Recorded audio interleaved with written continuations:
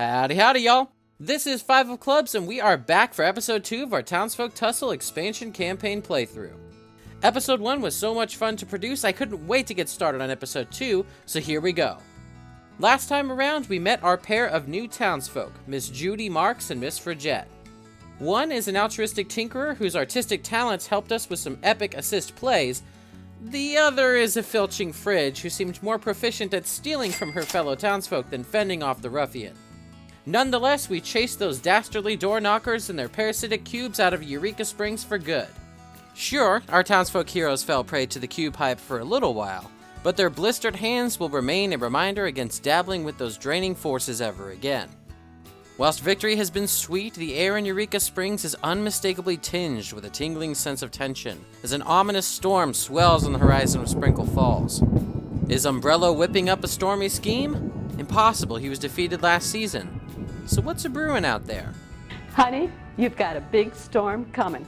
It won't be long before that storm drifts our way, so we'd best prepare for another incursion. Beyond the borders of our shared screenplay here, I'm pleased to report that the Townsfolk Tussle Kickstarter has enjoyed a fantastic first few hours. So congrats to the team at Panic Roll. With that, let's head into town and ready up. And we're right back in for yet another town phase here, starting with the ability to draw back up to 3 Feats of Mettle. Now, these ones face down up here are the completed ones for each character. You do track those throughout the course of the campaign, because right before the final fight begins, a new town sheriff is nominated. And the winner for that nomination depends on whoever has the most points here as far as their completed Feats of Mettle. So she's got 4 so far, but you count at the end of the campaign, and whoever has the most is going to be the new town sheriff. So that's the way that works there. You are also able to retain unaccomplished feats if you want to maybe try them again. So for instance, Wealthiest Townsfolk, I figured since we were able to get our $6, I forgot to give those out to our friends in the last episode, but the $6 here on top of what she already had, she's rolling in dough right now, so this is pretty easy for us to achieve if we want to. Maybe it might make the difference between being able to get the boss loot this time around. Who knows? So I figured we'll hang on to that. We can complete that pretty easily with the amount of money we have here. She had 2 completed feats. She did have one, I think it was about losing moxie, movement, or accuracy, and I just don't know the bosses well enough to know how likely it is that that's going to happen. So I decided, you know what, let's go ahead and discard that, try and get a brand new spread here, and work with what we got there. So that's the idea. Armored, we went ahead and kept here, obtain a piece of head, chest, or leg gear. We are highly incentivized to do that, just generally speaking. So I think that's one that we could certainly achieve, especially with the amount of money that we have this time around. Hopefully the market will be kind to us. Maybe we could even get a cook's chest gear, leg gear, or maybe a chef's hat. Oh, a chef's hat, that'd be pretty cool, huh?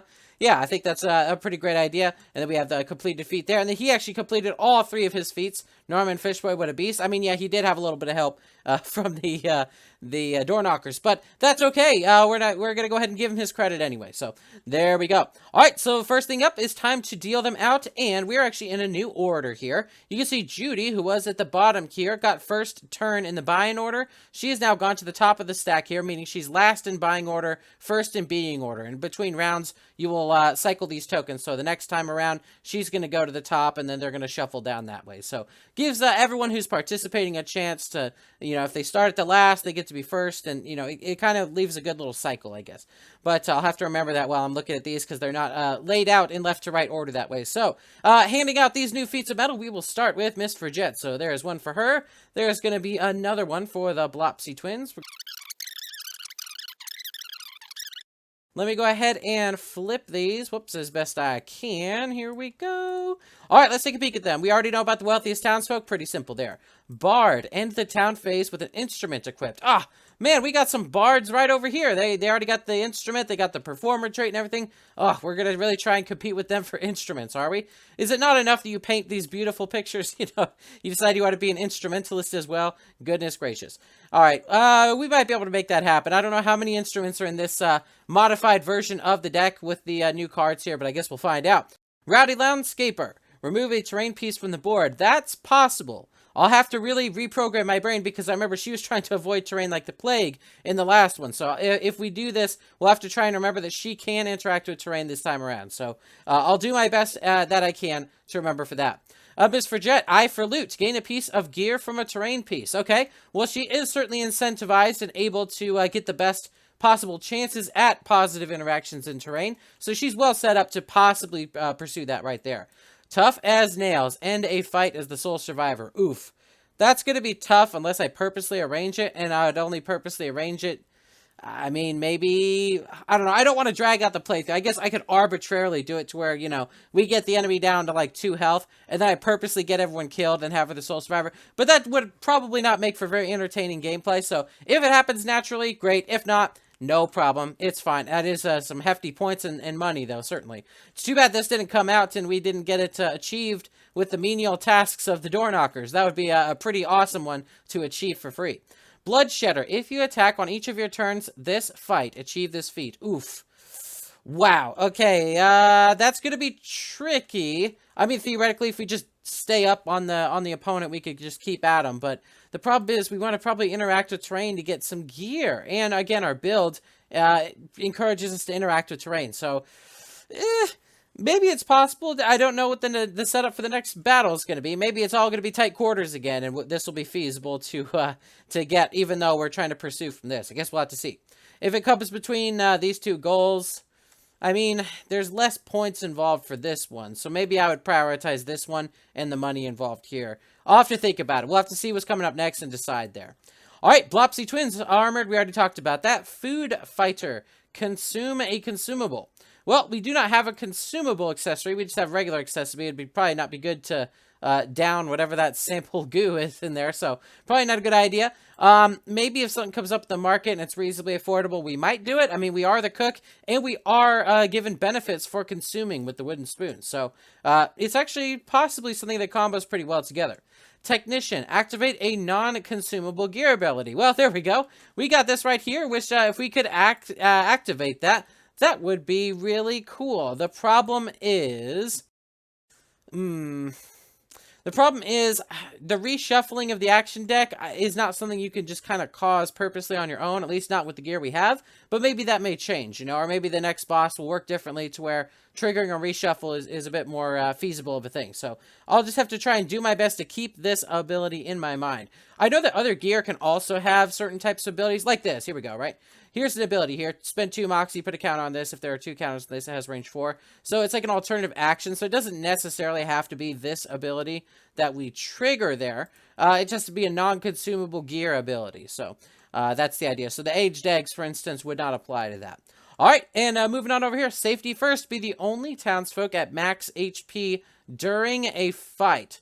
Okay? So I don't think that means, like, at the start of the fight, we're all at max HP, so it doesn't put me out of the running. I think it just means that, like, at some point during the fight, as health fluctuates, if I'm the only townsfolk at max HP, I can accomplish this. That'll be a bit tricky to remember. We'll do our best. Eagle-eyed. End the town phase with 1 accuracy or higher. Well, unless we get gear that reduces our accuracy, I think we got this one in the bag, everybody. Pretty great. Singled out. Become targeted based on your gear or coins. Well, we do have some coins, we do have some gear, so I guess we'll have to see, but at least we're already feeling pretty good about that one, so well on our way there. All right, got our goals up there. Next up, resolve some town events. So we're going to draw 1 for Frigette, 1 for the Blopsy Twins, 1 for Norman Fishboy, and 1 for Judy Marks. There we go. Miss Frigette, what's going on? Band practice. We got a really instrument-related thing. We got a bard over here, and now we're doing band practice, I see. I guess maybe she should join in on band practice, see if she has the affinity after all. A marching band strolls down the road, clearly unaware of the chaos surrounding them. How can they be so blind? Choose their fate. Oh, choose their fate. Wowzers. Warn of the danger. The band heeds your warning. They drop their instruments and scatter in every direction. Receive the first instrument from the peddler deck. Okay. Let them march on. The music will serve as a battle anthem. For the next fight, all townsfolk gain +1 accuracy. Wow, this event is really good. First instrument. The problem with instruments is I know a lot of times you have to have a hand free to use them. And we got a swinging door, which is a 2-handed weapon. So I think I'm going to actually let them march on and herald our way into battle with a battle tune. How about that? I think that's just great. Okay, so I'm going to leave this right up here as a brief reminder to myself, so I'll make sure to give everybody their accuracy. How about that? For the next fight, they gain +1. Great event. All right, Miss Blopsy Twins, exclusive gear. You're certain the peddler is keeping her best gear hidden. After some consistent pestering, you convince her to show you some items from her premier purchaser collection. Keep this card in front of you for the rest of the game. Oh, the whole game. Wow. You may discard it to reset the peddler shop for free. Still must be a group decision. Well, I am a group of one, so it will be at my discretion. But that's nice that it actually lasts for the whole game, and we're only in round 2. We could probably get some use out of this, potentially. So, very cool stuff there. Very, very cool. Norman Fishboy, shaky hands. Oh, dear. All the commotion around Eureka Springs is really getting to you. Looks like you're developing a case of the jitters. Keep this card in front of you for the next fight. Lower your terrain rolls by 1. Okay. No terrain interactions for you, my good sir. We're going to just have you doing some magnifying glass abilities, even though well, we saw how that worked out sometimes for you, sir. I'm really hoping that you've gotten all the ones out of your system, and it's going to be smooth sailing from here on out. Hopefully. I guess we'll have to see. Very good. Shaky hands. Ugh. And last but not least, Miss Judy Marks, we have a secret. We have a secret. Nope, not going to happen. Can't keep a secret from myself. Muggin Duo. I'm Jay. This is Ernie. How many times I gotta tell you? Ice.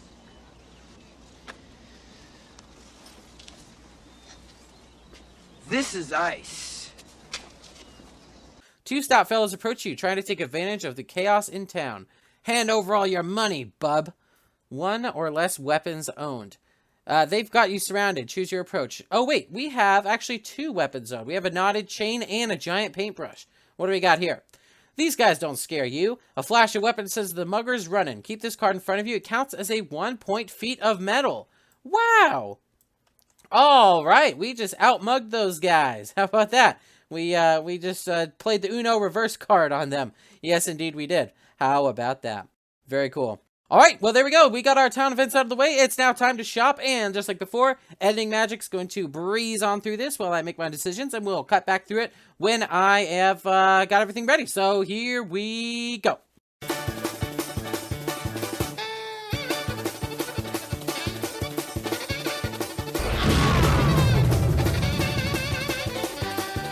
They've gone to plaid.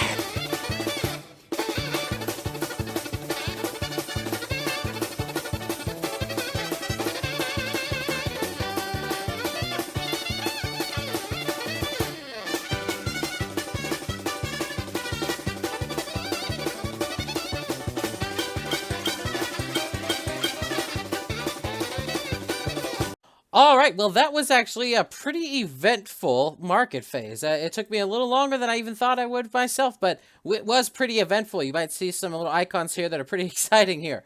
Yes, indeed. Just to go left and right of what we got ourselves a tunable trebuchet as a deployable item that does not occupy one of these slots as far as I'm aware. And this is one of the brand new types of gear that comes with its own unique little token here. Now, what this does is you actually can deploy it out onto the board. So during the fight, it's almost like terrain. You could actually put it adjacent to your character, and it occupies the space there. Well, really, you can move freely through it and stuff. It doesn't like block you from moving into it, but it offers the ability for people to interact with it. So look at this. Range of 10 from wherever you place it. For 2 Moxie, you could put a counter on this card. If there are 2 counters on this card, the accuracy requirement for this weapon becomes 3+ instead of 7+. So you are incentivized to sort of tune the trebuchet as a tinkerer as well to make it more and more accurate for it to be really useful. So range 10 with 1 Moxie, 1 damage, and multiple people can use it. It doesn't just mean that whoever owns the card has to use it. That means that actually this is almost like a party usable item. So, maybe Miss Fredette could run on by with 1 more point to Moxie, and she could shoot a rock at the Ruffian there. So, pretty cool idea. I love that. There's some awesome deployable gear in this game. This is one of my favorite pieces so far, so I went ahead and snagged it. I also grabbed some wild spinach as a consumable accessory here. Consume. A weapon of your choice has its mox cost set to 1 until the end of the turn. Normally this costs 2, but it's going to only cost us 1 here. That weapon may attack an additional time this turn. That's the main benefit. So I could potentially, once we have our 1 here, looks like actually we're going to be going into the battle with 2. It's hitting on a 2+, attacking twice, 4 damage. Mwah! Oh, amazing. So wild spinach there. It's cook and instigator there. It's okay that I gave this not to the cook person because the cook person actually got what they needed there. So wild spinach, I think it's going to make for some pretty powerful turns. Both of these items, really great stuff. Very good.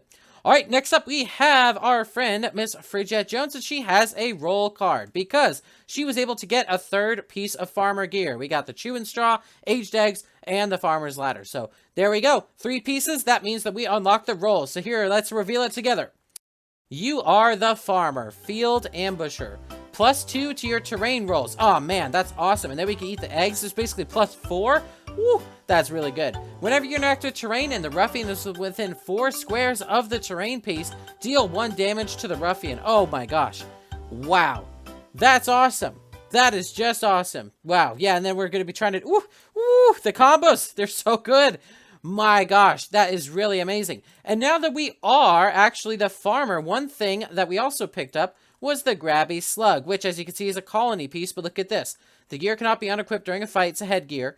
1 mox. If you are standing on a square that allows you to interact with terrain, interact with it and add +1 to the terrain roll. So even though this is not part of the farmer thing, if I de-equipped the chewing straw and added the grabby slug there, I am adding basically, looks like what, 3 to each of my terrain rolls? Oh man, that's really good. This lets me re-roll on a 2 or less. So, you know, I think I am actually going to go ahead and swap those things out. And here we go. Like we said before, yeah, we've unlocked this, but because we already have 3 farmer cards, you don't necessarily have to have the farmer gear equipped to utilize these benefits. So look at this. This has a nice interaction and combo with the farmer gear. Really great stuff. We also got a new weapon, the farmer's ladder, melee 2-handed spear. This weapon has range 4 while you are standing inside of a terrain piece. So there you go. More rewards for the terrain stuff. Ah, I love this system. I love the rolls. I love it. It's just awesome. And one of the things I did actually see, funny enough, today,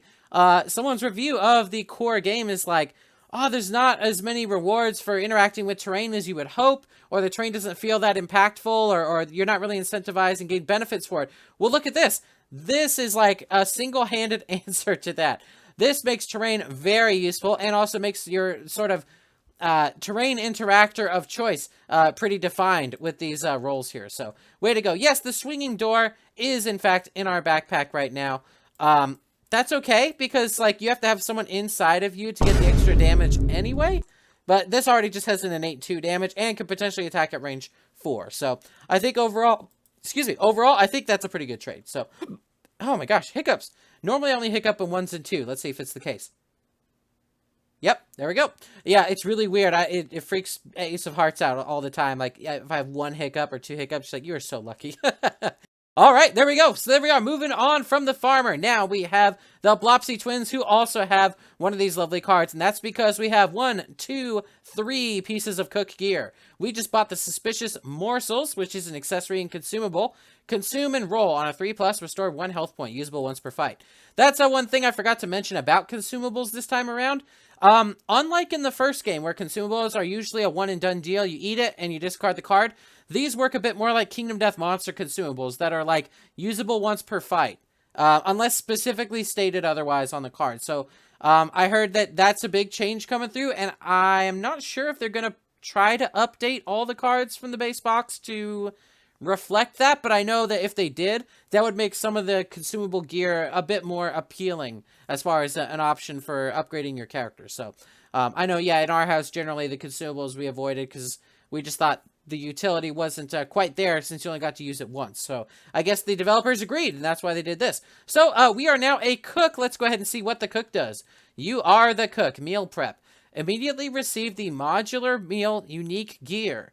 Discard modular meal if you change roles. Yes, you can change roles. So if I have a town crier card or a detective card, if this person becomes a detective or a town crier, then I guess this card goes with it. But modular meal, huh? Let's take a look and see if we can find it. Oh, there it is. Looks like a TV dinner over here. All right, accessory consumable there. Yes, indeed. I've had a few of these kind of dinners in my time. Consume. Choose 1. Restore 1 HP. Or gain +1 mox for the fight, usable once per fight. And all of these consumable pieces, be they suspicious morsels, modular meals, any of that stuff, it's all going to be buffing our wooden spoon. And, of course, the carrot as well. So, yep, rewarding us for going ahead and eating these. And let's also not forget, there is one more ability. Whenever you consume, choose another townsfolk. At the start of their turn, they also gain the activated effect of that consumable. Oh, my gosh. Oh, wow. Woo!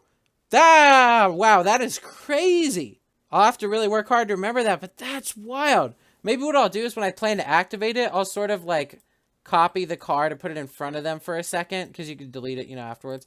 And maybe that'll help me remember. Wow. Okay, I guess because, yeah, she's preparing, oh, I love the eggs there, look at that, and the spinach, so, yep, she's cooked those aged eggs and the spinach there, so, wowzers, these rolls are crazy powerful. I'm a little afraid of what that implies about the, bosses this time around. If these super powerful abilities could be unlocked by Phase 1 or Phase 2, I mean, theoretically, if the market was kind enough, we could have gotten, like, 3 cooked pieces right there and then, and got them all. Well, maybe not got them all with the prices. I guess we got a little bit lucky getting this one as early as we did. But, that makes you a little worried about what kind of bosses we're going to be fighting there. In that case, yikes, I think in that case, I'm going to have the modular meal in there first, and I'm going to have this in my pack. There we go. And again, you can always re-equip, so, you're able to do that. I think, actually, funny enough, our friend over here, Miss Frigette, has a cold storage ability. The cost for changing gear during a fight is reduced by 1 moxie for you and an adjacent townsfolk to you. So, funny enough, it's like all these meals and stuff. If she goes up next to him to get the benefit of only using 1 moxie to do it, it's like she's getting the food out of the fridge. I think that's hilarious. So, that's just great. And I also bought a soiled diaper. I know, not the most amazing thing. You're almost like, why would you buy that? If you would take damage, you may lower your moxie by 1 to reduce the damage by 1. Usable once per turn, so you could use it multiple times. And we are able to increase our moxie over here, so that's certainly a viable option. But the main reason I bought it is because we wanted to buy a head, chest, or leg gear, and we have accomplished that. So now that we have achieved it, let's go ahead and get ourselves 2 buckaroos. 1, 2, I think. Yeah, +1 movement, I don't think is something we're really going to be in too dire of a need right now. So, 2 buckaroos, there we go. And we have our pack right here. Look, consume consumables, really good stuff. We could activate this ability on the soiled diaper to possibly get the technician stuff. Mwah! Oh, wow, it's all coming together. This is just great. And Norman Fishboy got a Glory Hog card right over here called the Decorated Sash. It gives him +1 max health points, speaking of which, so pop that up there. Add +1 to your rolls on the critical hit chart. So we had some pretty low crits. We rolled a 1 and a 2. And this will protect us from running into that issue again. So that's the idea here with the Decorated Sash. And we're now 2/3 of the way toward a Glory Hog build. And we're also, funny enough, 2/3 of the way toward a detective build. We found bloody debris over here. It is an accessory. All features gain the following interaction that only you may activate. You may spend 1 moxie to observe the Ruffian. Discard the top 2 cards of the action deck. I guess observing the Ruffian, I wouldn't think that it would necessarily discard those cards. I figured it would let you look at them and then, like, you may discard the cards. Sort of like, the Cat Eye Circlet in Kingdom Death, right? So basically it was a way to manipulate the deck and mitigate what the boss is up to. But then again, I guess, the Blopsy twins already kind of have that covered as far as looking at the cards. So this just helps us get, maybe they look at a card's really bad and he could try and get rid of it somehow. Actually, no, the turn order wouldn't allow for that. But in any case, you know what I mean. It's ideas that are possible there. So that is one thing we could do. And despite the fact that we have terrain rolls at a mitigating of 1, we have the ability to just do this straight up. We don't have to roll for this option. So it could go either way here. We could go Glory Hog or Detective, and we got our personal assistant shining there, pointing at himself. He's pretty happy, and I do see that little cube back there. You can't fool me, personal assistant. I see what's going on there. Now, would we end the town phase? We are going to complete this target, so that's very good. And I think that's just about it as far as talking strategy, as far as the gear and the acquisitions we got here. So we now have to reveal who our next boss is. Let's give that a shuffle. And Miss Falls and Co. Not sure what that's all about. Oh, here we go. Yes. Actually, I think I have. Yeah, I have seen this person. All right. So there's a 4-legged water tower, it appears, and some animated clouds that appear to be shocking our friends. Per the text here, the frantic tower. Miss Falls has been a docile, friendly citizen of Sprinkle Falls for years, but suffers from quite a unique predicament. Day in and day out, she is zapped by the company, aka the town's troublesome storm clouds. Thanks to her tall and water-rich physique, the company latches to Miss Falls like an iron gut to a trash bin. She accepted this painful role in order to keep the other citizens safe from the company's zapping, but she's reached the end of her rope. In a moment of desperation, Miss Falls fled Sprinkle... I'm sorry. Yeah, no, I read that right. Miss Falls fled Sprinkle Falls and headed to Eureka Springs, a town known for its welcoming townsfolk. Unfortunately, she looks less like a scared pedestrian and more like a manic ruffian with a stormy minions in tow. An unfortunate misunderstanding for everyone involved. It looks like Miss Falls has no choice but to defend herself. Miss Falls and company. Okay, now I get the suffix there. Okay, now, because this is a level 2 fight, we are fighting her hooligan variant, which has sprung a leak. Whenever a townsfolk deals damage to Miss Falls, move a water token from the ruffian onto that townsfolk. Huh. So maybe she's going to have, she's going to build up or have water. I mean, she is a water tower, so I guess it kind of makes sense. Maybe she's crying on them, I guess. You know, that's actually really sad. That's actually a very sad feeling. You know, she doesn't look like she wants to be mad. She's just getting constantly pestered by these evil clouds. Can we fight them? You know, can we just fight the clouds instead? All right. Looks like she has a movement of 5 and a 4 townsfolk playthrough and 20 health. Wow, that's quite a bit. Ambush. Begin the fight with the Shocking Guests action card in play. We already saw kind of how the ambush card works, so we'll go ahead and draw that right there. Let's take a quick peek at it. Shocking Guests ambush. All characters who begin the fight within 5 squares of the company receive 3 water tokens. Huh. Who begin the fight within 5 squares of the company. Interesting. Okay. After each ruffian action, move the company 4 squares toward the character on the board with the most water tokens. Roll for ties. Attempting to end the movement completely on top of them. After moving, all characters in a square with the company take 1 damage. Okay, I see. So the lightning is sort of attracted to wet targets, huh? Well, that is certainly a predicament there. It definitely is. Okay, well, I guess it's time for us to set up the board. So I'm going to go ahead and do some editing magic, and then we'll be right back. Bring it in, team. Let's talk tactics. Our opponent today is Miss Falls, a weeping water tower terrorizing our toon town. While she's arguably innocent, she's hardly harmless, thanks to the cluster of cumulo numbskulls she's brought in tow.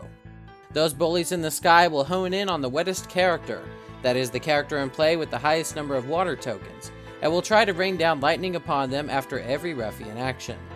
Remember, each breakpoint on the boss's health track here will cause the ruffian to take an action, so this storm will be pretty active, and it's not unheard of to encounter ruffian action cards that let them play another action card, meaning these clouds might clobber us twice in one turn.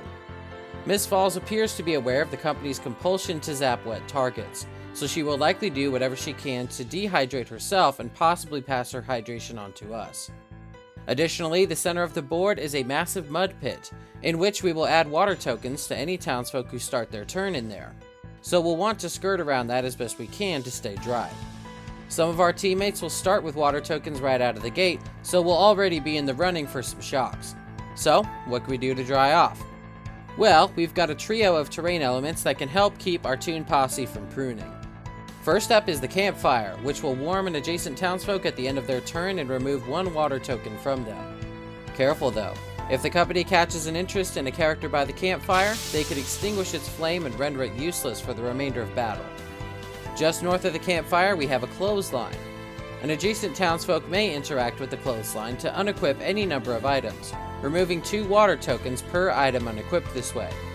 This can help the townsfolk dry off real quick, but it leaves them disrobed and defenseless, and it might take a while to get redressed unless Miss Forget's cold storage ability helps you out. If the cloudy clobbering comes down hard and you're having trouble drying off, your last resort is to bury yourself in the Howdy haystacks, though doing so may backfire if the Howdy haystack terrain tile is removed from the board while you're tucked away in there. Lucky for us, there's a rickety farm nearby, and with any luck, Miss Forget can confer farmer to farmer with its inhabitant and talk him into cracking off some buckshot at the ruffian. In a similar vein, Norman Fishboy is planning on conspiring with his fellow fishfolk in the town pond, with the goal of mustering an aquatic ally who can help chip through the ruffian's 20 health points. With these goals in mind, Norman Fishboy and Miss Forget will lead the northern front, easily within range of their terrain of choice. Depending on what the ruffian does on its first turn, Miss Judy and the Blopsy twins will likely start in support formation, perhaps readying the team's trebuchet and cooking the team some refreshing grub. I'll be honest, gang, I'm not sure what to expect from this battle, but we'll do our best to roll with the punches and adapt on the fly. Everyone ready? Then break. A great slam and then some. It's on! All right, Miss Falls, let's see what you got going on here. Field of Tears. All this crying has drenched the landscape. You can barely move without getting soaked. Target all townsfolk. Move Miss Falls toward the driest townsfolk, that with the least water tokens. Well, right now, Norman Fishboy does not start the game with water tokens, so he's going to be the person with the least water tokens right now. Distribute X water tokens among all townsfolk on the board, where X is the number of action cards in the discard pile, not including this one. Well, this is a very opportune time to draw that, it turns out. We don't have any other ones in here. Divided as you choose. Then if any townsfolk has over 10 water tokens, play the next action. This is a super opportune time to get this card. This card could be really bad late game, I guess. Since water tokens don't come off on their own or anything like that.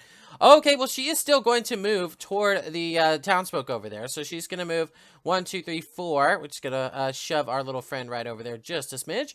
Okay. Oh, that foot's a little big there as far as the collision. Gosh, or is it her finger? It might be her pointing finger that's so big. No, it is something. Her foot has maybe a bigger interaction box than I would have thought. All right, so there she is. She is in her space. And thankfully, nothing else. Not really that terrible. All right, but let's not forget, Shocking Guests is going to activate. After each Ruffian action, move the company 4 squares toward the character on the board with the most water tokens and roll for ties, attempting to end their movement completely on top of them. After moving, all characters in a square with the company take 1 damage. That's going to be a tie, really a 4-way tie. The Ruffian, Miss Frigette, Miss Blopsy, and, Blopsy Twins, and Miss Judy Marks all have it. That was one thing I actually got wrong in the in my previous playthrough. I was remembering Kingdom Death and Aeon Trespass where you get sort of to pick between certain ties. In this game, you actually roll off. So, let's go ahead and roll off. In this case, we are going to do, let's say 1 and 2 is the Ruffian, 3 or 4 is Frigette, 5 or 6 is the Blopsy Twins, 7 or 8 is Judy Marks, and 9 and 10 we will go ahead and re-roll. So, let us go ahead and give that a quick roll. That's a 9, so we will re-roll that real quick. Sorry about that. That is a 5. So, we got 1, 2, 3, 4, 5. It's going toward the Blopsy Twins, and it's going to move 4 spaces, or 4 squares up that way. So, we know it's going to go 1, 2, 3, 4 right there. There we go. Okay, so the good news is, it's not really in a spot where it's going to zap us, at least this turn, but it sure is in a prime spot where we have all collected here. We might need to scatter, or we're all going to become little lightning rods. Speaking of which, I actually had a kind of an awful idea. I'll think about it a little more if that'll happen, but boy, I would have to just abandon my entire conscience to be able to enact this strategy. Okay, all right, done and done. So now it's time for Miss Judy Marks to go. Judy! What shall we do with Miss Judy Marks? We are pretty close to the storm. I don't really like that. What if we move you 2 spaces, and then I'm going to pause my movement, because again, you can resume it after doing things, and I'm going to deploy the tunable trebuchet right over here. Now, you have to deploy deployable terrain, gear, not terrain. It looks like a terrain tile, but it's actually gear.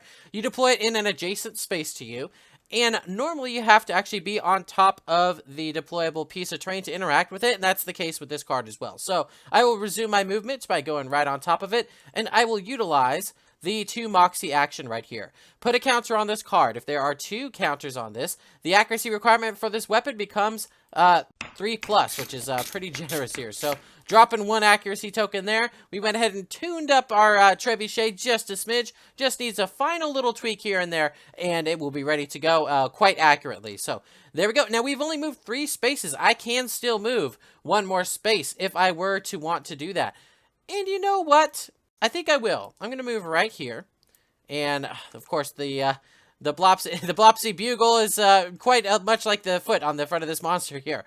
And I'm going to move right here, and the reason why is because I want to give a painting to our Blopsy friends. So, alright, Blopsy friends, we're going to give you the Hero's Journey painting, I think. We're going to have you just scoot and skedaddle just a smidge.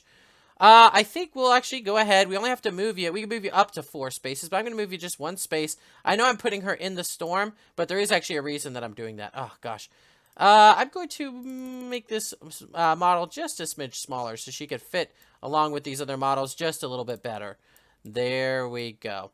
Alright, perfect. And we are going to go ahead and deal 1 point of damage, which is going to net us 1 of these water tokens per the hooligan trait for this level of the boss. So, there we go. That has been resolved. We are good to go.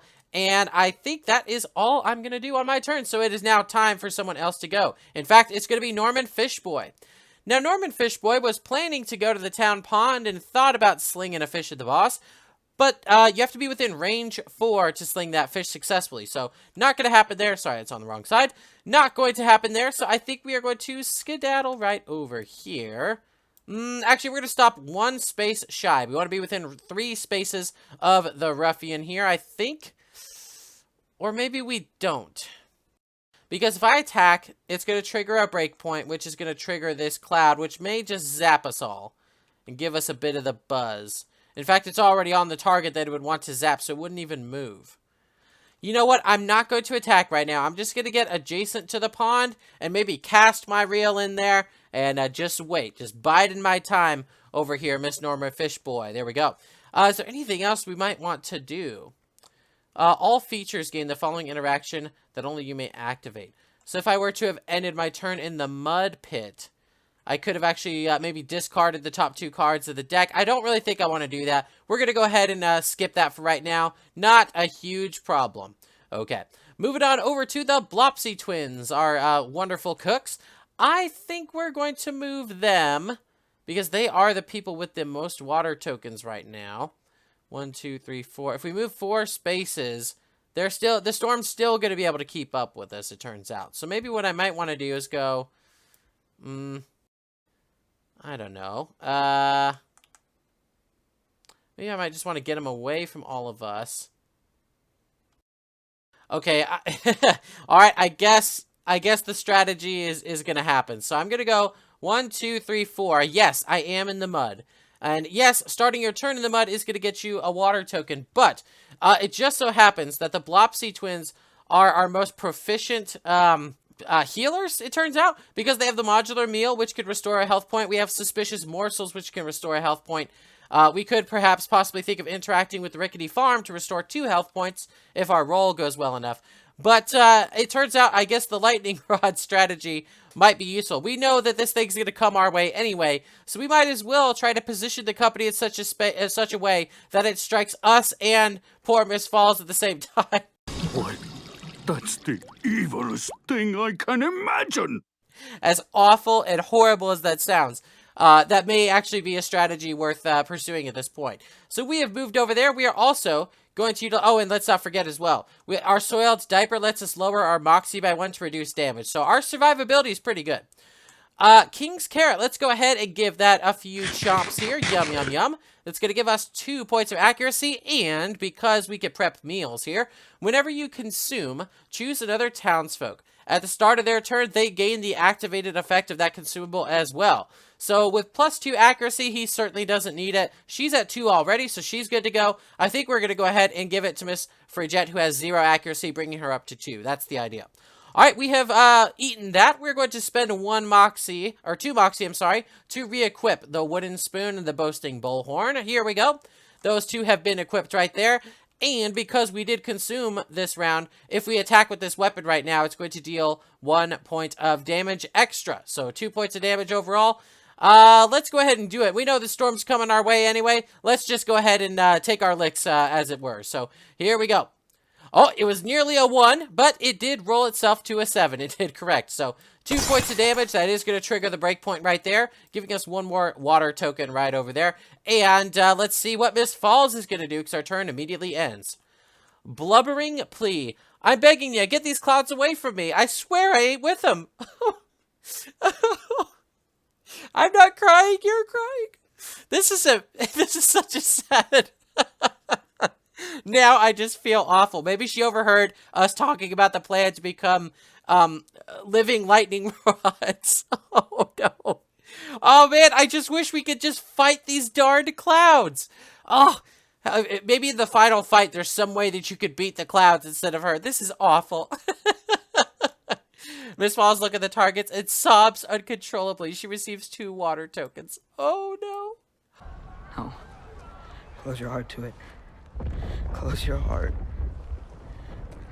Oh, I'm sorry, Miss Falls. I'm so sorry. Keep this card in front of the target. At the start of the next Ruffian action, move Miss Falls 3 squares toward the target. If she reaches them, move all water tokens of the Ruffian onto the target. Then, if the Ruffian is standing in the mud pit, even partially, Activate the Ruffian's weakness and remove this card from the game. Otherwise, discard this card. Oh! Well, there you go. So, actually, yes, every one of the Ruffians has a weakness that can be activated usually by some interaction with one of their cards in their deck here. And we see here, it turns out if we can get her to end this activation of this Blubbering Plea in the mud, then it'll work for us, it turns out. So she'll be able to get that. And what is the weakness here? Temporary Clog. Mud gunks up Miss Fall's pipes. She takes 1 damage and receives 2 water tokens. So a little bit of free damage. She does get water tokens though, so not the best thing. This isn't entirely helpful to us, so to speak. Especially if she's wanting to offload them in mass here with the Blubbering Plea. So, oh my gosh. Wow. Alright, so it's she's gonna move toward the target, which is the driest townsfolk. Okay, so the driest townsfolk. So we may want to get him as far away as we can so she cannot offload her sorrows into poor Norman Fishboy. So on his turn, we may want to try and move him. But you know what? This is a break. It's a break, and it's their turn. That means he's already gone. That means that she's going to be able to move 3 spaces and get to him. Oh, no. Norman, you are about to be... Well, it's only 3, I guess. So it's not that bad. It could definitely be worse, but... Wow, that's interesting. Very interesting card here. Very, very sad. Really playing on the heartstrings there. And because that is an action, after each Ruffian action, move the company 4 squares toward the character on the board with the most water tokens. Roll for ties. Right now, it is not a tie at all. It's going to be our friends, the Blopsy twins. So they're going to move 1, 2, 3 spaces there. Let's scoot them over because it's going to sort of occupy both of our areas here. Here we go. Just like that, and the lightning comes down, striking us for 1 point of damage, and striking Miss Falls, for 1 point of damage as well. So, there we go. The thunder, the lightning and the thunder has occurred. Oh my gosh. Oh, the Blubbering Plea in the Field of Tears. This is the saddest Ruffian I think I've ever seen. Oh my gosh. Alright, well that's the end of their turn. All that's left to go is Miss Frigette. She is adjacent to the boss. The boss is fully filled with water again, but we might want to try to contest the wettest townsfolk title so that our poor Blopsy twins don't get destroyed. And because it's the start of our turn, let's not forget, we are getting 2 points of accuracy there. So I know that we do want to try to attack every one of our turns here in order to achieve the Blood Shedder feat here. So here's what we'll do. Let's do this. You know, actually, I want the extra damage here as well. So what I'm going to do is I'm going to scoot over here, and I'm going to put our friend in the fridge. Here we go. Right in the fridge. There we are. We're going to scoot right back over here. Oh, our finger is just getting in the way. Scoot right back over here. Come on, please stop. Stop it, please. Oh, my gosh. These collision on these models. I'm going to temporarily shrink her yet again. There we go. All right, so she can now cohabitate there, and she is going to attack with this swinging door because that's going to deal 2 damage now that we have someone inside our tummy. So here we go, rolling right there. Oh no, it's a 1! We have missed! Let's see, if you attack on each of your turns. Okay, so the fact that we missed isn't necessarily a problem. I mean, it is a problem, but it doesn't mean that we're out of the running for Bloodshedder. So, there we go. We did miss. We tried our best, though. So, I think we will move 3, 4, 5. We're going to actually end our turn on the tunable Trebuchet, I think, because maybe we might want to interact with it at the start of our next turn, give it a Tinkerer token, or maybe we'll want to actually not end our turn there and plan to spit out Judy there instead. So, maybe we will end our turn right here instead. I'm going to go ahead and resize her appropriately. Yeah, we'll spit her out on there, and she can start her turn on top of that. I think that would be pretty good. Okay. There we go. Well, we tried our best to attack. Didn't work, but that is A-okay. Blubbering Plea. All right, this is going to activate now. Here we go. At the start of the next Ruffian action, movement falls 3 squares toward the target, which is the driest townsfolk. So she's going to turn this way, and she's going to push our friend 1, 2, 3 spaces, and she's going to skedaddle right over here. Yes, indeed. And she's going to be targeting our friend Norman Fishboy as the driest person. And she's just going to offload her tears en masse onto him. 1, 2, 3 tears going right to him right over there. There we go. That's it. All the water tokens there. Then, if the Ruffian is standing in the mud pit, even partially activate the Ruffian's weakness. We will activate it because her back legs are in the mud, so she's going to suffer a mud clog. The way that you do that is you just pop one of those in there, and that shows that you've activated the weakness. If a reshuffle occurs, now you know you've already resolved it there. So, 1 point of damage and 2 water tokens. There we go. 1 point there, and she's gaining 2 water tokens there. All right, 1 and 2. Gosh, she's keeping quite a supply of water, isn't she, everybody? All right. After that is resolved, she's going to play a card because that was just the start of her turn. Drowning Head. Driest Townsfolk, the person with the least water tokens. We have 3, 5, 3, and 3, although Judy Marks is technically inside the fridge, so she's not on the board as a targetable entity. So I guess it's a tie between Norman Fishboy and Miss Frigette, so we will roll off here. Here we go. Roll, roll. That is a 1 over there for Norman Fishboy and a 10 for the farmers. So that is unfortunately going to be Norman Fishboy who is targeted here. And my phone is buzzing. 1 second. Sorry about that, everybody, but I am back here. So yes, she is targeted. The Driest Townsfolk move toward the target. If the Ruffian reaches the target, trigger the after effect. Well, she doesn't really have to move at all because she's already right there. So that is going to reach them, and it's time to trigger the after effect, whatever it is. In an act of desperation, Miss Falls leans over and swallows the target whole. What? Scotch and cheerleaders get together. Whoa! Engulfed! That's not right. Desperate indeed. What do you think that's supposed to help? The target resolves. Miss Falls has 2 or more water tokens. Unfortunately, she does. She nearly didn't. The target nearly drowns in Miss Falls' head before being spat out. The target takes 2 points of damage. Oh my gosh. 2 points of damage right there. Good thing we had that extra health right over here from the decorated sash, but yikes. Come on, Miss Falls. What's going on? What gives? You just cried on my shoulder and now all of a sudden you're trying to drown me. What's going on? Oh my goodness. And last but not least, of course, we have Shocking Guest. The move the company 4 squares toward the character on the board with the most water tokens. Roll for ties. It's not a tie at all. Gosh, I'm really hoping I could get through this darn video without more interrupting phone calls. Oh, gosh. Yeah, you see what I'm talking about work? It's crazy. All right, anyway. Yes, so we went ahead and resolved this, and Shocking Guess is going to happen, and it looks like right now it is not a tie because the Blopsy twins are going to be the people who are the ones with the most tokens right now. They have 5, as usual. They were before. So the storm is going to move itself over here toward the east, and it's going to stop right here. Let's see here if I get everyone to cooperate. There we go. There we go. And it's going to zap us all. There we go. Right there. Which is going to actually, again, shock us. I guess we are, in fact, being living lightning rods for the storm here. Oh, my goodness. How crazy is that? Okay, well, that's going to be that. That is the end of that turn there. She is only 2 damage shy of her next breakpoint, though. My goodness, it's just right around the corner, isn't it? But to kick things off, it is time to put Judy Marks back on the board. So here we go. Plopping right there. And I think we are going to spend 2 Moxie to put our second piece of tunable progress here. There we go. All right, so we now did 2 there. That is going to make this a 3+ accuracy, which in my hands hits on basically a 2+ at this point. I could also decide to give out a painting over here for my 3rd point of Moxie, or I could attack with the tunable trebuchet, but I think I'd actually rather give out a painting. I'm going to give out Happy Place. I'm going to give it right over here to Miss Frigette, give her extra movement in Moxie because I want her to have a super turn next turn. I want her to skedaddle all the way over here to the farm and try to request the farmer's help and possibly even attack the boss as well. So that's the plan. And do I want to move anywhere? I suppose I could. I'm going to scoot back at least 1 space right over there, and I'm just going to enjoy the warmth of the campfire at the end of my turn. So that's going to get rid of 1 of those tokens right over there. Perfect. All right, enjoying that. None of these things are happening right now. Just wanted to double check. Next up, Norman Fishboy, who is sad and wet.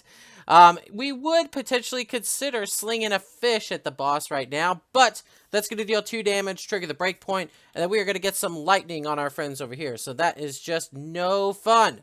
So with that in mind, I don't know that I want to sling the fishy cap right now because she might get 2 damage there. 2 points of damage. That would actually knock her out. Oh, but you know what? She could actually reduce her Moxie to survive.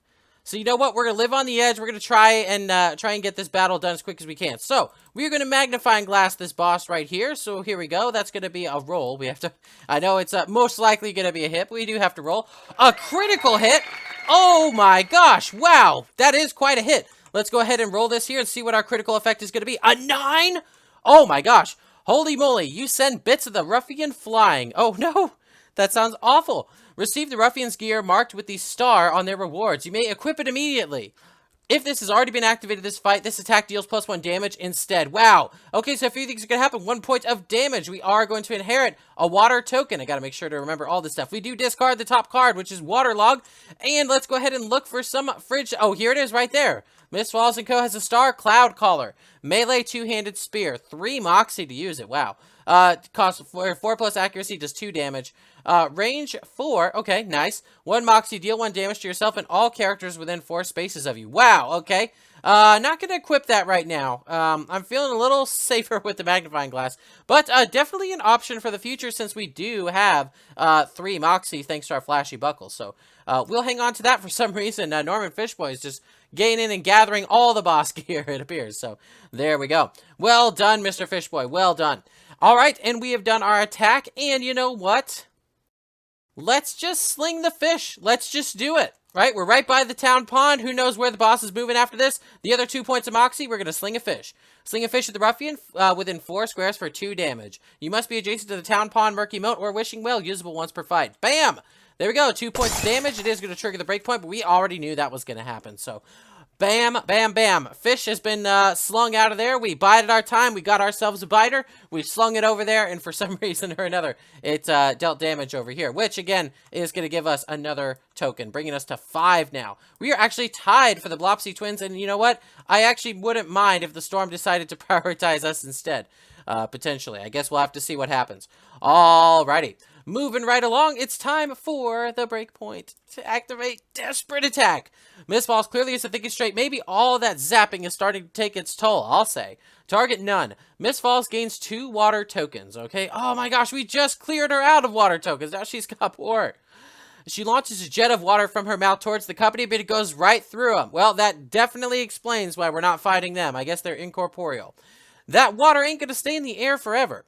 Keep this card in front of the party. At the start of the next Ruffian action, all townsfolk within 4 squares of the company take 1 damage. Then move a water token for the Ruffian onto each townsfolk who took damage and discard this card. Oh, great. Another delayed action. And of course, it's right here at the near the midway point of the round when none of us can really do anything to get out of the way.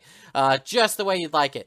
And after each Ruffian action, you know what to do. We have a tie between these two. We have to have them roll off. Are we going to move, or is it going to stay where it is? So here we go. Roll, roll, roll. We got a 10 over there. That's a really good roll. And an 8. So it is going to move toward Norman Fishboy. So it's going to move up 1 space. It's going to shock all 3 of us.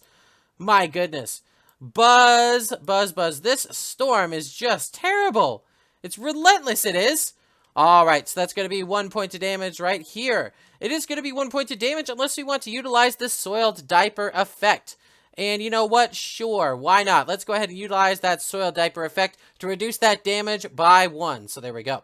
And Miss Falls as well, getting zapped for just a little bit more damage there. Buzz.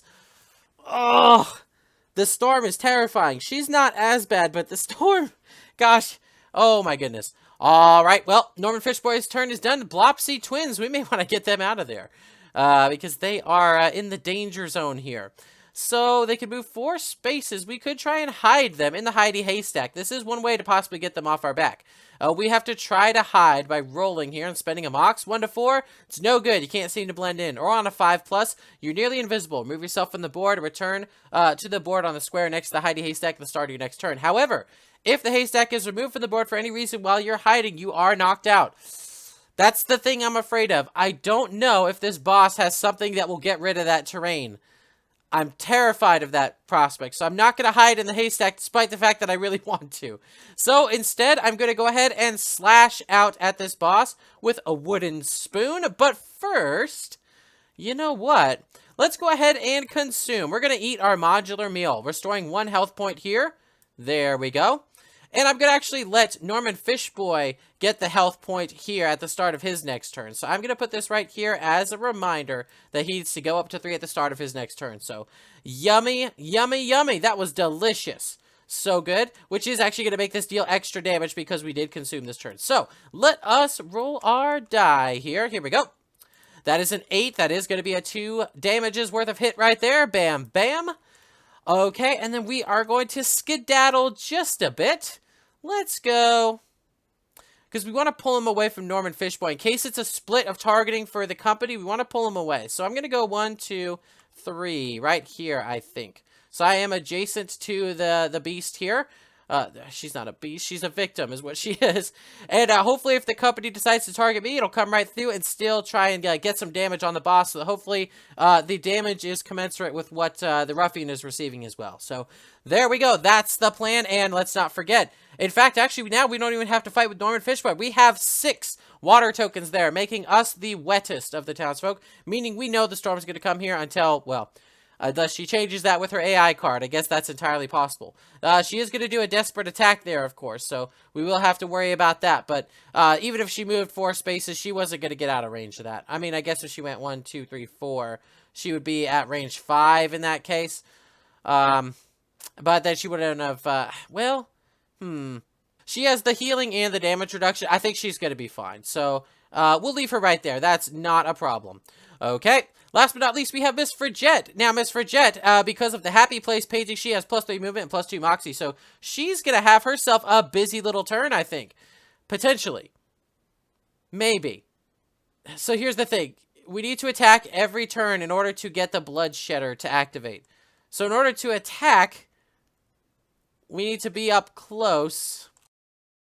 Yeah, or I guess we could actually attack with the tunable trebuchet. 1 damage, though, is going to... get the breakpoint active. So I think what we'll do, well, but if I move up and attack, then that just means more people are taking damage at the start of her turn. You know what? That's what we'll do.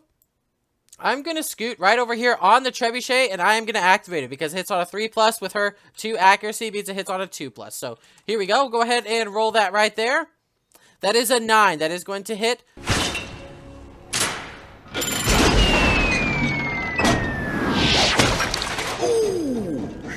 Sweet. Bam. Gonna activate the breakpoint right there. At the start of the next Ruffian action, all townsfolk within 4 squares of the company take 1 damage. Well, we know who that's going to be. That's going to be our friend right here. Boop. We'll set that right there. And then they are going to take a piece of damage right there as well. And she is going to move water token for the Ruffian onto each townsfolk who took damage this way. If I wanted to, I could split right now here as far as who has the more. I could make it 6 and 6, but I'm going to keep her in the lead because, again, she has the ability to heal and possibly reduce damage. So I think she's going to be the most apt to tank any sort of damage or anything else that happens there. So then discard this card, and she's still yet to activate her real card for the turn. Lightning Conduits. The company surveys your gear for anything worth zapping. Got anything tall and shiny? Well, we have a living fridge, I guess. That's probably tall and shiny, isn't it? Move Miss Falls toward the driest townsfolk. If she collides with the townsfolk while moving, move a water token from Miss Falls onto that townsfolk. Okay, well, let's see. The driest at this point is actually Judy Marks. So she's not going to make it all the way to Judy Marks. She only has 5 movement, but I guess she'll try to move anyway. 1, 2, 3, 4, 5. There she is right there. Okay, there she is. Righto. And then what else happens here? Yeah, if she collided with him and get them attempts. Oh, and then it's another one. Keep this card in front of the party. At the start of the next Ruffian action, all townsfolk on the board with a sword or spear equipped take 1 damage from a stray bolt. Then discard this card. Pop it right there. You know, I think I have a mace over here. We have a mace over here. We have a mace over here, and then we have a whip over here. So you know what? Actually, we're going to be fine. It's going to be a-okay. We're not in any trouble there. However, let us not forget the company is going to go and rain on the Blopsy Twins parade right over here. So they're running over here. Zappity-doo-dah, zappity-a. Zap right there. You know what, actually, I'm going to actually reduce it with the soil diaper, even though I could potentially heal. And the reason why is because, what if I do something that takes 2 damage? No, but I need the 2 moxie to re-equip, or to equip the modular meal. So you know what? I actually will take it down to 1 health. So that's what I will do. Okay. Gosh, oh man, being the wettest target is a real pain in the rear, isn't it? All right, well, that was the break point. So that's the end of her turn, which means it's the start of the Ruffian turn. Lightning conduits. No one has any of that stuff, so this actually is a card that will not harm us. Thank goodness. I was starting to wonder if there's any of these that we could escape. My gosh, but she is going to play a card here. Cry It Out. You can see the stress-loaded tears ready to drop from Miss Fall's eyes like liquid bowling balls. Target none. Move Miss Falls toward the driest townsfolk. As she collides with any townsfolk while moving, move a water token from Miss Falls onto those townsfolk. Well, she's going to move 1 and 2 right over here. And, of course, she's going to just not like to cooperate being adjacent to them. We know where she's at right there. And what else is going to happen here?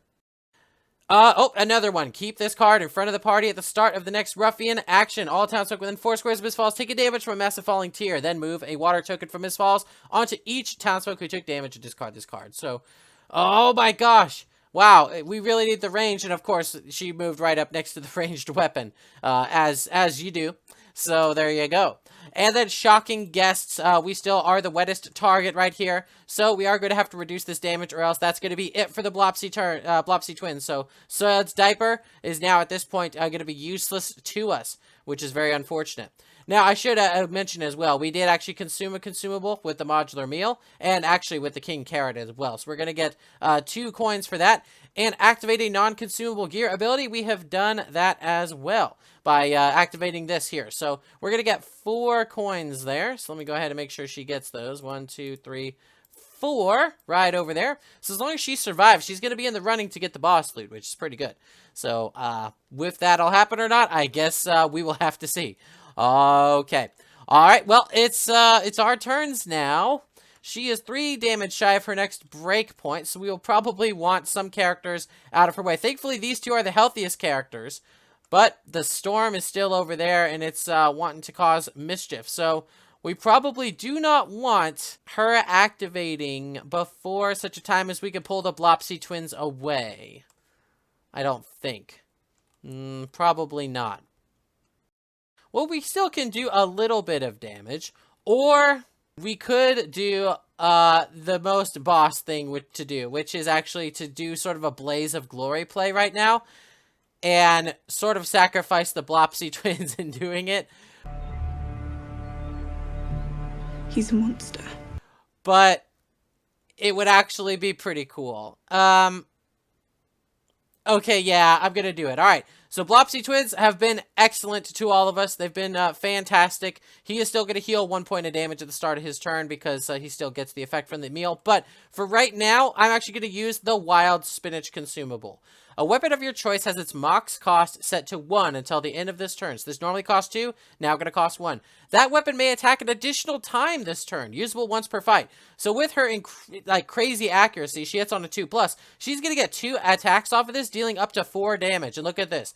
We do 1, 2 points there, 3, 4. We're bringing her down to 3 health, and then we could finish off the rest of the fight, even though the Blopsy twins will have fallen in the fray. So I think we're going to do it because that sounds epic. So here we go. All right, our first attack. We are already adjacent to the tower, so let us roll right here. That is a 9. That is going to deal 2 points of damage. Bam, bam, right there.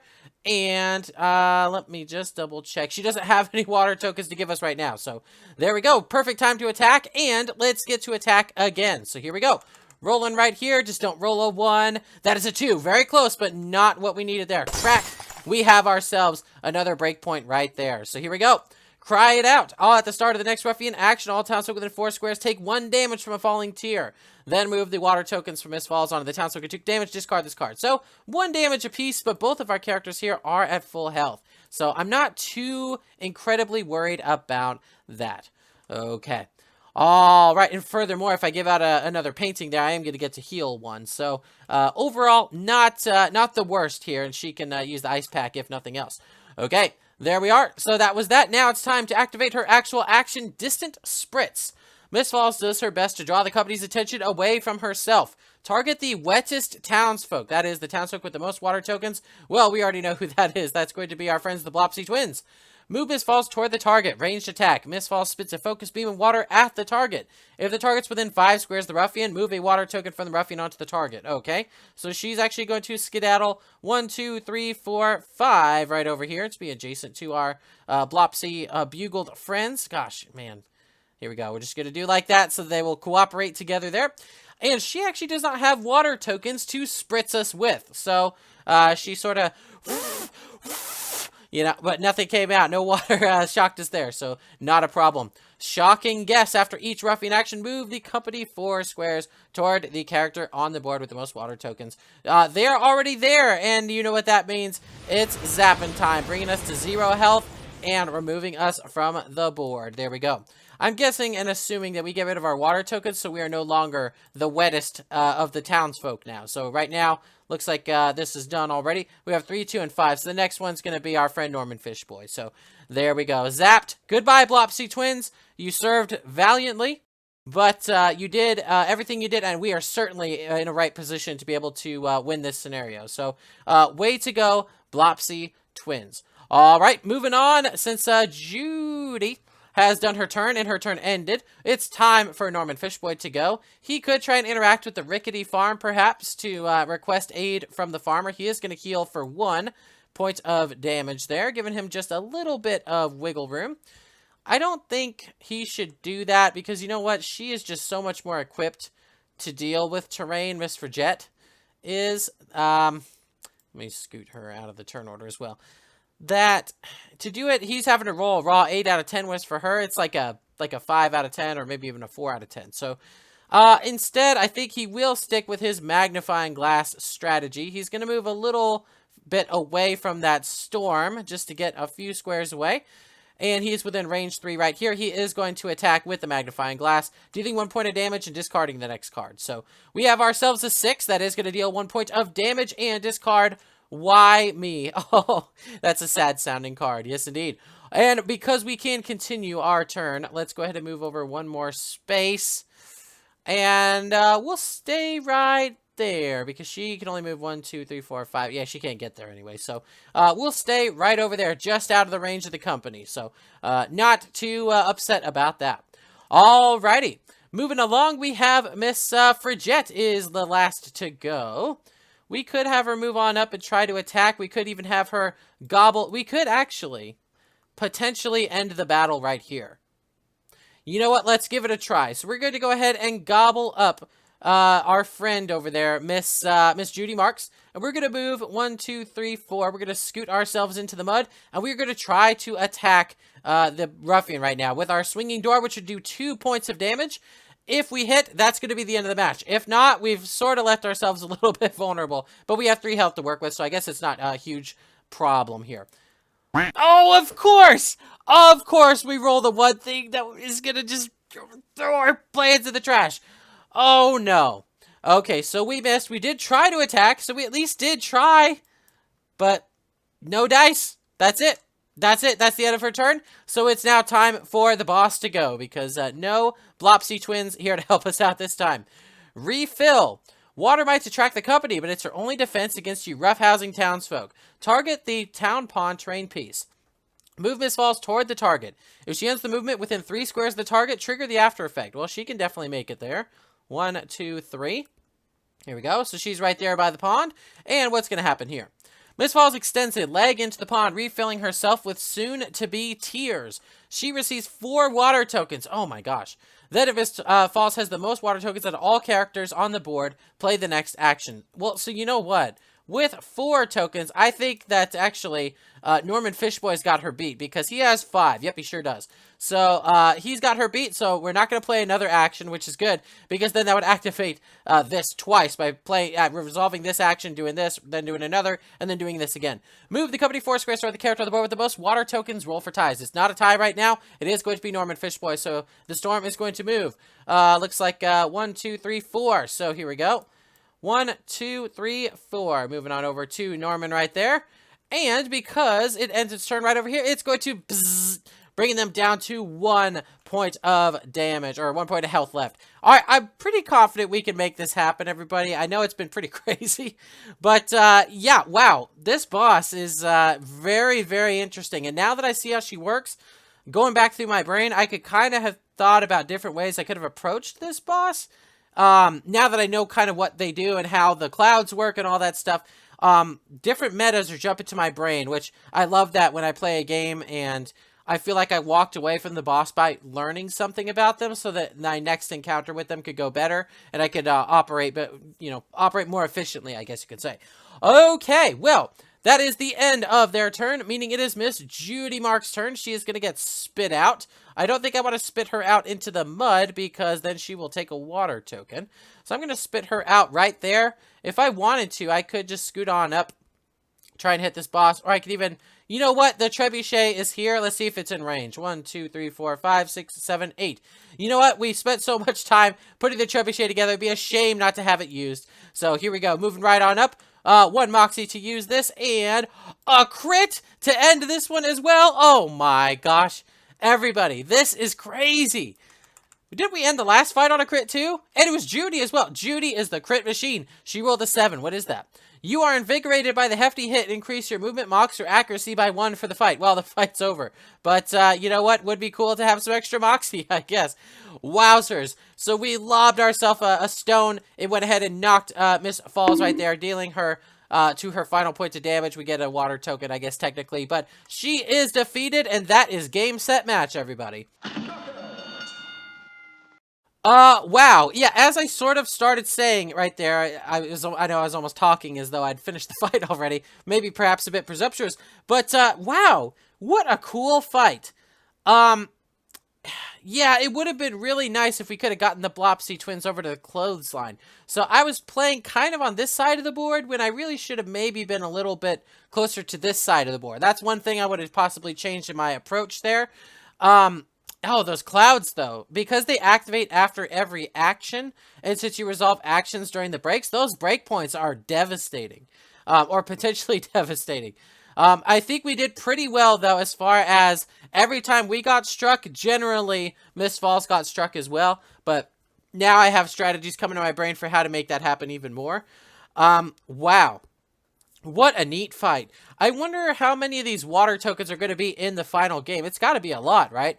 Because I think one of the other bosses uses water tokens as well. So I'm guessing it's going to be quite a few. And I wonder if in the final game they're going to be double-sided with the water on one side, belief tokens on the other, so they could be efficient with the components, I guess. Because there's a lot of belief tokens that come out too. All right. Well, the mud pit. Wow. So that's what activates the weakness. I guess that makes sense why it's in the center of the board. It was really too bad. I really wanted to go to the rickety farm and get the farmer's help again, Miss Frigette, but it just, with everything happening, it didn't really work out the way that I would have hoped to get there. Given that it's kind of tight quarters up here, at least with how big the boss is or how big she seems and the placement of it and not wanting to start your turn in the mud, it was a bit tricky to get to that door over there. So maybe on a subsequent play, I would have maybe put Miss Frigette up there so she's already right there, straight shot to the rickety farm and could go from there, that sort of thing. I didn't see anything that got rid of Heidi Haystack, so that might actually have been a viable option for the Blopsy twins to have survived another round. I mean, at least we didn't see anything within these cards here that would have washed it away, but that's not to say that there isn't a card within the remaining 4 or the ones that we skipped or didn't read here because of the magnifying glass that would have done that. So hard to say for sure. But very, very cool fight. Really like this one. So far, we got 2 winners here with some really interesting fights. And, you know, with how involved these fights are, I'm really curious about what the final fights will introduce and how much crazier they get. Because this was actually pretty challenging as far as the fact that the passive damage from the company there. So I'm hoping in the final fight you can actually defeat the company because they're awful and I do not like them. Alright, but let's go ahead and get our post-battle rewards. We are going to get 6 buckaroos right here. So let us make sure that we get those. So we will go ahead and copy. We'll paste it right here. Even though the Blopsy twins were knocked out, they do still get the money. They are out of the running for actually getting the boss loot. But the good news is, yeah, they do still get some of the money here. Some of the spoils here. There we go. So we got our monies there, and let's just go real quick and take a peek at these. We could pay $7 to achieve this. If we paid that right now, I mean, we'd have $1 to go into the next town phase. I don't think so. That's not going to happen. We definitely did not have an instrument equipped at the end of the town phase, and we did not remove any terrain pieces from the board. So, she is out of the running this time around. Over here, gain a piece of gear from a terrain piece. Actually, I don't think any of the terrain up here, I'm pretty sure, doesn't even allow you to do that. So, not going to happen. Tough as nails, end of fight as a sole survivor, definitely didn't happen. Blood shedder. We did attack on each of our turns this fight. So we are going to achieve this one here, and we will get 6 more coins here. The avarice. The avarice never ends. There we go. Rolling in dough. There we go. Very good. And so that is, 1 goal completed here. I shouldn't have rotated it there. 1 goal completed. 3 goals completed, which is great, but not going to help here. Safety first. Be the only townsfolk at max HP during the fight. You know, I don't think that happened because until very much near the end, these two were at max HP. So he actually took damage and got below max HP before they even took their first point of damage. So not happening there. Become targeted based on gear or coins. That also did not happen. So, we have 1 feat that is completed here, and 1 feat that is completed here. Now, there is a tiebreaker in the rulebook. Let me just double check what it is here. Yep. Accomplish the most feats. I think if there's a tie, so we both accomplished 1 feat, I think we roll off. I would have liked to think that it matters about, like, the number of points in there, but I just read through the section real quick, or at least I read through it. It didn't appear that that was the case. Norman, you greedy person! He rolled a 10, so he is going to get the boss gear. We have what? We have a charged shield and pipe stilts. Oh, man, pipe stilts. That'd be cool, right? He's got his lengthy arms. He's got super long legs. That would be awesome. All right, so we will shuffle these, and what do we get? We got the charged shield. Melee one-handed shield. Once prevent all damage to you or an adjacent townsfolk from a Ruffian action. Then if you have 3 or more Moxie, the Ruffian takes damage equal to the amount of prevented damage. What? That's crazy. And he has a one-handed weapon right here. So he can actually hold both of these things. Wow. Norman Fishboy turning into a real beast over here. My goodness, the Cloud Caller spear is pretty cool. It's really too bad I can't give it to someone else or sell it to them. I may end up selling this back to the market because that's just an effect I really don't think I want to be utilizing much because I really don't know how close we're going to have to be with the next bosses. So get a few more buckaroos here, I think, for selling that to the Emporium here, or the peddler, I should say, the Emporium. All right, righto. Well, we got our loot, we got our things. Is there any of these goals that we want to discard? Let's see. I think probably that one. And maybe that one might be possible since I am usually a ranged attacker. So I will keep that one, I think. They're all completed. Soul Survivor? Nah, don't want to do that. These fights are pretty tough. I don't want to accidentally arrange that. I don't want to arbitrarily arrange it either. An eye for loot. Gain the piece of gear from the terrain piece. Well, she certainly is set up to do that if we have terrain that actually gives out gear. So I think we will keep that for her. That's a great goal. Remove a terrain piece from the board. No, she's mostly going to be our terrain person. So I think I'll get rid of that. End the town phase with an equipped instrument. I don't think so. We have a 2-handed piece of gear already. Unless there's gear or instruments that could go to your legs, like, I don't know, tapping shoes or something like that, then I don't think so. Then wealthiest townsfolk, not as much money as we may have wanted. So I'm actually going to go for a whole new spread of gold cards here for the next time that we go. But otherwise, hey, this was a neat fight. Really loved it. And I look forward to seeing you all on the next episode of Townsfolk Tussle Season 2. Thank you so much.